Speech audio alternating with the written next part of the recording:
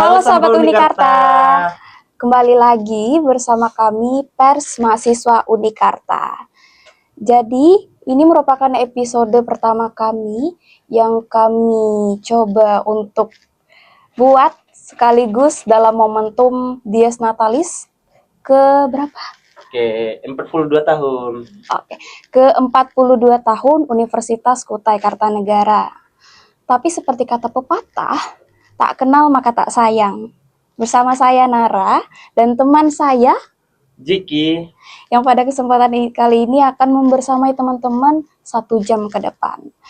Tapi teman-teman bisa lihat di antara kami ini tidak hanyalah berdua, tetapi ada satu orang yang tidak asing, tentunya di kalangan mahasiswa kita. Ya, betul sekali. Bersama kami Presiden mahasiswa kita tercinta, Bang Zulkarnain. Halo Bang. Halo, gimana kabarnya Bang kira-kira? Alhamdulillah hari ini sehat seperti hari-hari sebelumnya. Baik dalam kondisi sehat ataupun tidak sehat, kalau sudah diundang hadir di podcast oleh teman-teman pers, mau nggak mau saya harus datang, kira-kira begitu. Jujur ini ya terharu ya mendengarnya, karena kayak mau tidak mau datang karena sudah diundang. Kami ucapkan terima kasih banyak loh ya Bang, sudah bisa membersamai kami dalam episode pertama ini. Karena ini tadi disebutkan sebagai momentum Dies Natalis kita mungkin bakal sharing nih terkait bagaimana perkembangan kampus kita, kemudian harapan Abang sebagai Presma nih terhadap kampus kita tercinta tentunya.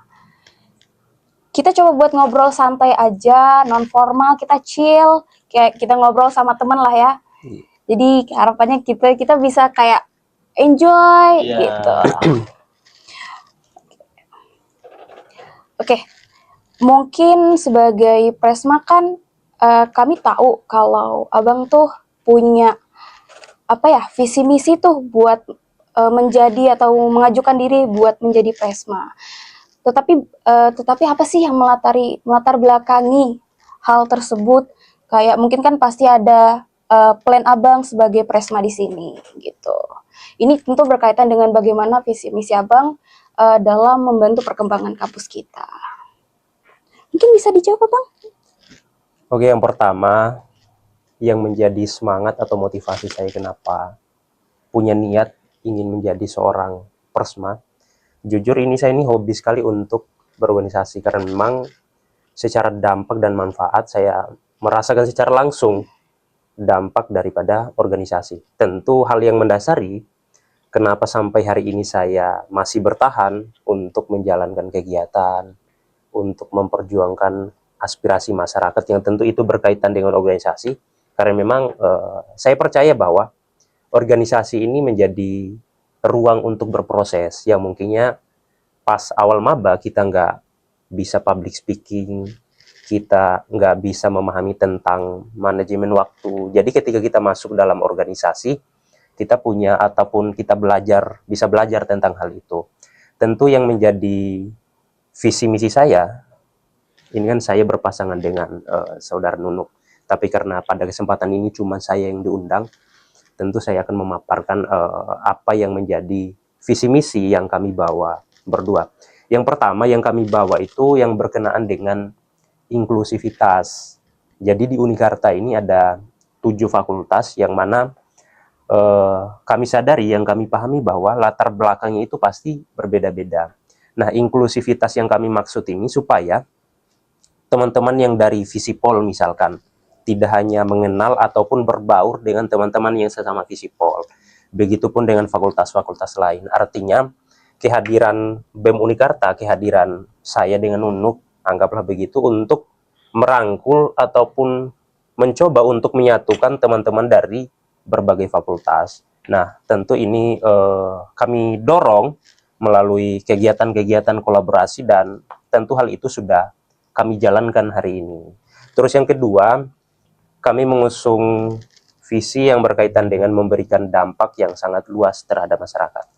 Dampak yang saya maksud itu semacam saya analogikan sebagai satu pohon kita tanam yang mungkin ya berawal dari biji, kemudian tumbuh perlahan, mekar, lalu hadir bunga, kemudian berbuah, dan buahnya itu dirasakan oleh masyarakat banyak.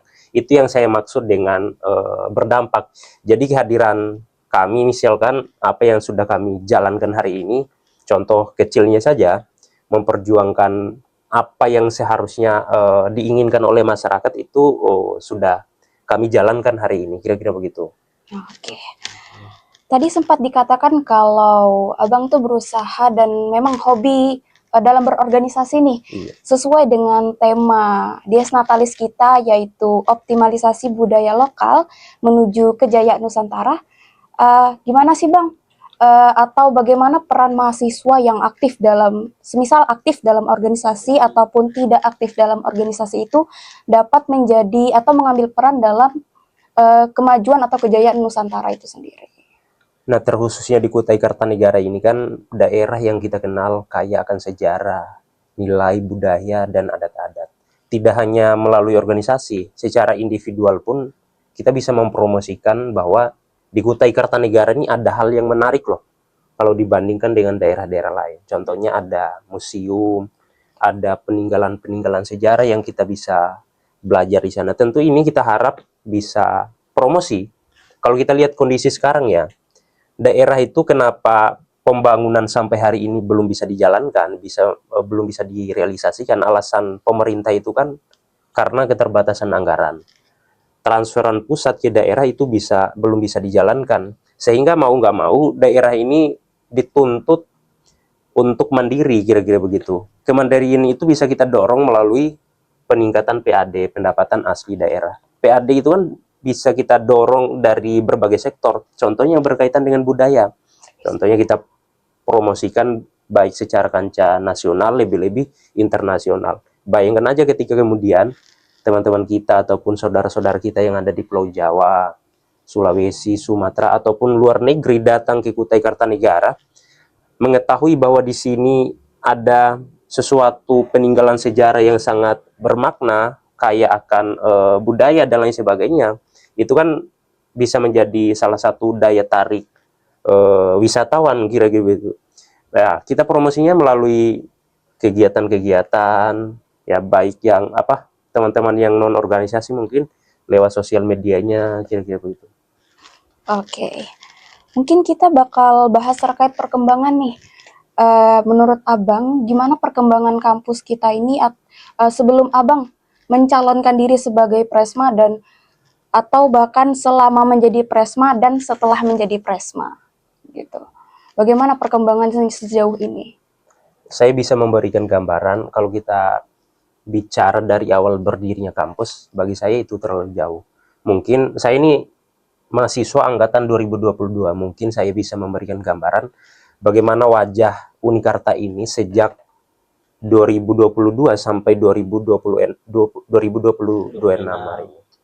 Saya melihat bahwa ada perkembangan yang sangat pesat, perkembangan yang sangat signifikan yang dirasakan oleh kampus kita, mulai dari pembangunan, fasilitas, dan lain sebagainya, yang mungkin sebelum-sebelumnya, pas awal saya masuk, bahkan pagar saja itu tidak tertata dengan baik, yang sebagian roboh, yang sebagian masih kokoh.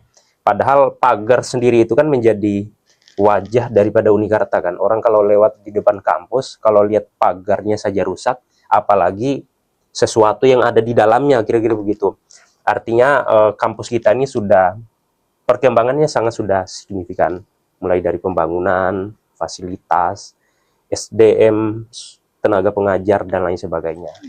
Mulai dari pembangunan taman. Tentu ini harus kita dorong supaya perkembangan itu terus dilanjutkan. Perkembangan itu bisa kita lihat ketika apa yang terjadi tahun ini satu tingkat lebih berkembang dibandingkan dengan tahun-tahun sebelumnya.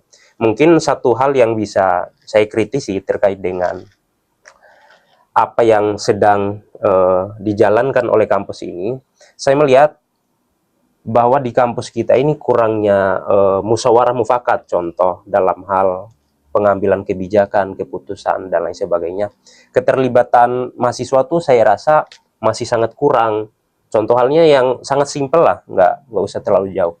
Kenaikan UKT ini kami ya, khususnya yang saya sejak tahun 2025 terlibat dalam kepengurusan BEM Unikarta belum pernah diundang, belum pernah diajak diskusi membahas mengenai kenaikan UKT ini.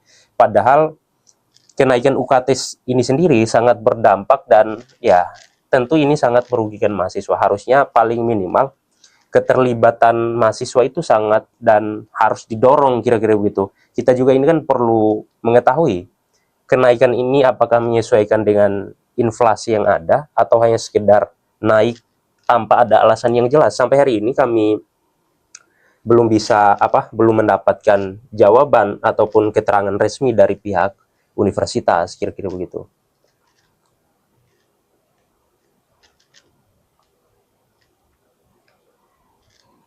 Oke, tapi tadi memang benar sih di tahun Abang masuk mungkin tahun 2022 ya Bang. Iya. Memang kondisi pagar dari universitas kita ini kayak emang udah roboh-roboh lah.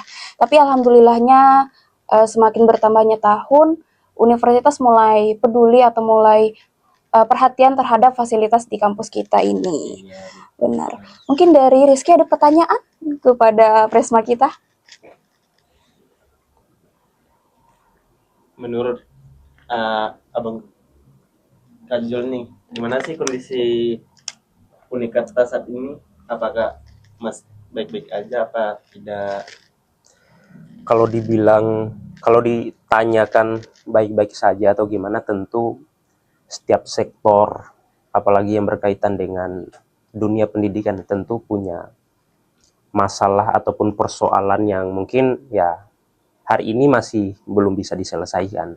Kita lihat bahwa khususnya di Unikarta sendiri, itu kan masih ada gedung yang katanya akan dijadikan sebagai auditorium, tapi sampai hari ini pembangunannya itu belum ada kejelasan. Gedung apa kan namanya, lupa. Tentu kita berharap bahwa itu bisa dilanjutkan, bisa didorong, supaya itu bisa dirasakan dan dimanfaatkan oleh mahasiswa Unikarta. Karena persoalan yang hari ini mungkin masih dirasakan oleh Unikarta kalau kita bandingkan dengan kampus-kampus lainnya, berkaitan dengan bahwa kita ini sama sekali tidak ada satu ruang untuk berkumpul ke semacam ruang seminar, auditorium ketika ada kegiatan PKKMB misalkan. Kalau kita lihat kampus-kampus besar, kampus-kampus lain itu kan mereka ada satu ruangan untuk berkumpul yang mana ruangan itu besar dan memuat ribuan mahasiswa. Nah, minusnya Unikarta hari ini belum ada pembangunan yang seperti itu. Mungkin kita berharap pada tahun 2026 supaya hal itu bisa didorong, pembangunannya bisa dilanjutkan, kira-kira begitu. Oke, dan sejauh ini bagaimana sih cara Resma dan teman-teman untuk menanggapi perkembangan Unikarta? Tentu khususnya kami di BEM Unikarta sangat dikenal dengan budaya diskusi, dialektika, dan pembahasannya itu bukan hanya pembahasan liar gitu saja, artinya kami membahas suatu kemaslahatan, baik kemaslahatan mahasiswa ataupun masyarakat sendiri. Tentu teman-teman itu mempunyai kajian, mempunyai pandangan masing-masing bahwa Unikarta ini harus mau dibawa kemana gitu. Nah, ini juga momentum Disnatalis. Momentum Disnatalis ini sebenarnya bukan momentum untuk perayaan ulang tahun untuk meramaikan gitu aja, artinya tidak sebatas begitu saja. Ini menjadi momentum refleksi, evaluasi, kritik ya, yang tentu itu harus bisa didengarkan oleh pihak universitas begitu. Mulai dari bagaimana perlakuan dosen, bagaimana cara dosen mengajar, itu sebenarnya masih menjadi bahan kritik teman-teman lah hingga saat ini. Yang mungkin kalau khususnya di Unikarta ya, total maksimal pertemuan dalam satu semester itu kan 16 kali ya kalau nggak salah. Iya. Tak banyak dosen itu yang mungkin masuknya hanya sekedar 3 kali sampai 4 kali. Harapannya melalui momentum Disnatalis ini, semua sektor baik dari cara mengajar, fasilitas, dan lain sebagainya itu bisa dibenahi. Karena umur Unikarta ini bukan umur yang muda lagi, artinya udah 42 tahun. Artinya persoalan-persoalan yang mungkin bisa diselesaikan secara tidak membutuhkan waktu lama ya, saya anggap begitu.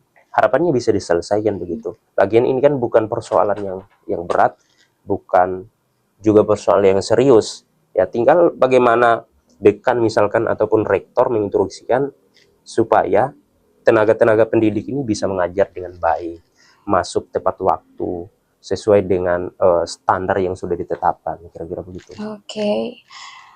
Kemudian karena ini sudah tahun 2026, menurut Abang apa sih bedanya Dies Natalis tahun sebelum ini, tahun 2025 lebih tepatnya ke 2026 ini dalam satu tahun, bagaimana perkembangan kampus itu membawa kemajuan, khususnya seperti kata Abang tadi dari berbagai fakultas, terus menyinggol terkait adanya beberapa dosen yang tidak sesuai masuknya, terus juga bagaimana dosen itu mengajar gitu. Dari segi kemajuan lah Bang gitu. Berkaitan dengan disnatalis ya, perbedaan tahun sebelumnya dengan tahun yang sekarang, saya tidak melihat perbedaan yang signifikan lah. Artinya lombanya juga kurang lebih sama yang tahun-tahun sebelumnya juga lomba futsal itu diadakan. Tahun sekarang diadakan juga. Mungkin juga lomba nasi bekepor yang berkenaan dengan budaya. Tahun ini juga dihadirkan lomba sumpit dan lain sebagainya.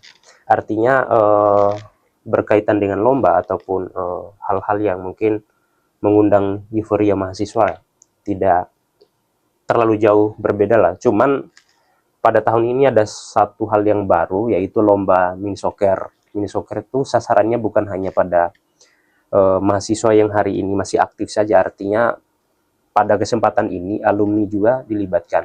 Ini sebenarnya yang teman-teman dorong itu supaya komunikasi relasi antara alumni dengan mahasiswa yang masih aktif itu selalu terjalin.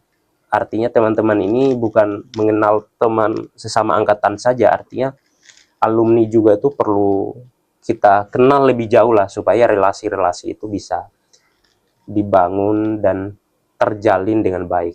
Terus yang kedua, yang berkaitan dengan kualitas pengajaran dosen, teman-teman kemarin sempat melakukan audiensi, membahas bagaimana cara mereka mengajar, bagaimana arah kampus ini ke depan. Artinya kampus punya semangat untuk membenahi, kampus punya semangat untuk memperbaiki, tinggal bagaimana realisasinya itu bisa kita kawal. Apakah itu hanya sekedar janji manis? Apakah itu hanya sekedar pernyataan untuk meredam kekecewaan mahasiswa? Atau memang ada niat dan tekad untuk menyelesaikan persoalan ini? Kalau dibandingkan tahun-tahun sebelumnya dengan sekarang, saya melihat ada sedikit perkembangan dan kemajuan yang mungkin dosen-dosen nakal yang sama sekali nggak pernah masuk, tiba-tiba absen itu full, sekarang sudah ditindak dengan tegas. Artinya kampus mengambil langkah serius untuk menyelesaikan persoalan ini.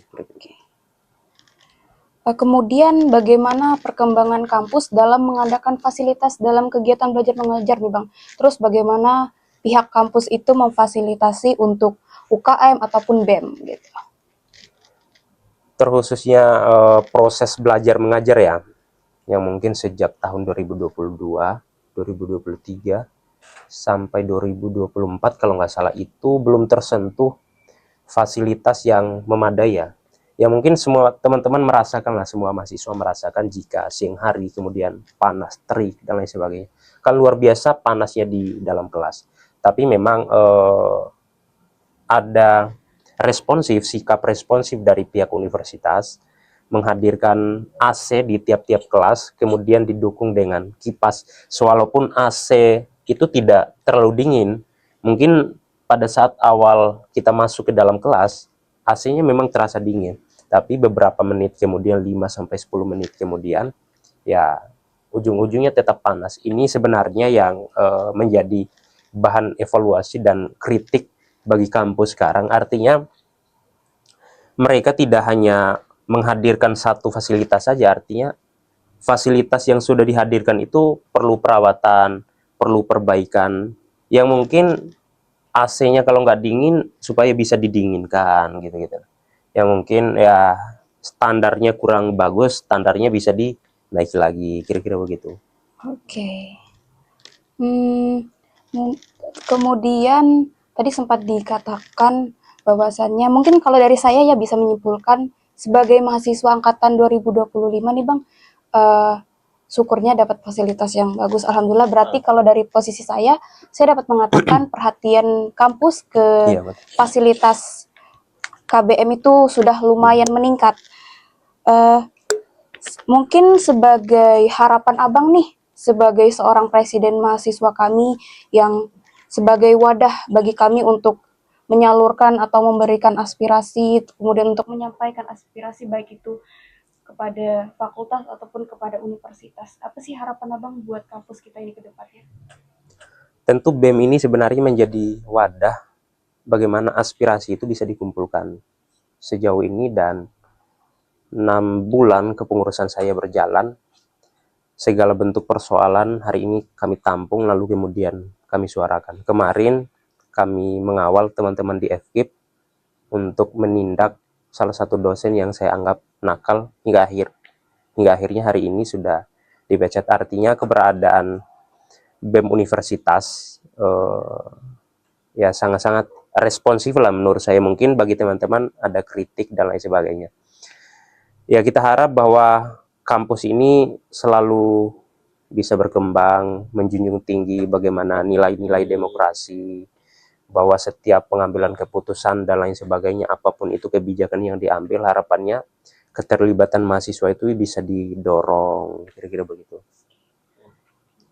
Tadi kan dikatakan itu menurut sudut pandang saya tentang pengadaan fasilitas. Kalau menurut Rizky gimana sih? Atau menurut Ziki nih? Gitu, bagaimana pandangannya sebagai mahasiswa Unikarta angkatan 2025 ini?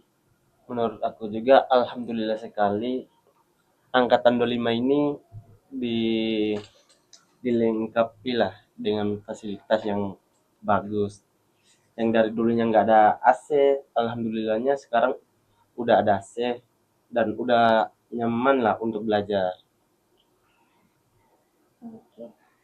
Jadi alhamdulillah ya teman-teman, mungkin hampir semua fakultas di universitas ini tuh sudah difasilitasi dengan proyektor, Iya. infokus ataupun AC. Dan sejauh ini nih banyak enggak mahasiswa yang cerita atau memberikan aduan lah istilahnya ke BEM Univ gitu bang, kayak adu domba. Mungkin lebih ke ada pengen ngadu tentang bagaimana dosen mengajar, terus Iya, adanya perlakuan itu atau maksudnya. menerima perlakuan tidak enak dari pihak kampus atau dari lingkungan mahasiswanya gitu kepada BEM universitas ini. Yang jelas hari ini banyak sekali keluh kesah, laporan maupun aduan yang diberikan oleh teman-teman baik melalui lisan, obrol secara langsung dengan saya ataupun menghubungi email BEM IG BEM Univ dan lain sebagainya. Hari ini kami mengakui bahwa ada satu persoalan yang mungkin belum kunjung bisa diselesaikan. Memang dari tahun ke tahun ini selalu kami perjuangkan, bahkan pada saat saya belum menjadi presma begitu. Di FEBIS itu mahasiswanya sangat banyak. Pada satu angkatan itu mahasiswanya banyak, lalu kemudian dibagi menjadi 3 kelas. Walaupun sudah dibagi, keterbatasan fasilitas kita itu tidak bisa ditutupi. Artinya masih ada satu kekurangan yang tentu kita harap itu bisa diselesaikan. Aduan yang selama ini selalu disuarakan oleh teman-teman FEBIS adalah bahwa kurangnya kursi, lalu kemudian tidak sebanding dengan jumlah mahasiswa yang ada. Kerap kali teman-teman FEBIS pada saat proses belajar mengajar masih sistemnya lasehan, artinya duduk di lantai. Ini kan persoalan yang seharusnya di zaman modern ini tidak ada lagi hal-hal seperti itu. Tapi di Unikarta sendiri masih ada. Cuman yang menjadi PR kita ini sebenarnya kita keterbatasan lahan. Semangat dan niat universitas untuk memperbesar ataupun memperlebar ruangan ataupun merenovasi itu ada. Cuman kan kita ingin lebih mewah, lebih mega, tapi kalau nggak ada lahan untuk membuat bangunan baru itu kan percuma juga. Artinya itu yang menjadi dampak dan PR kita sekarang.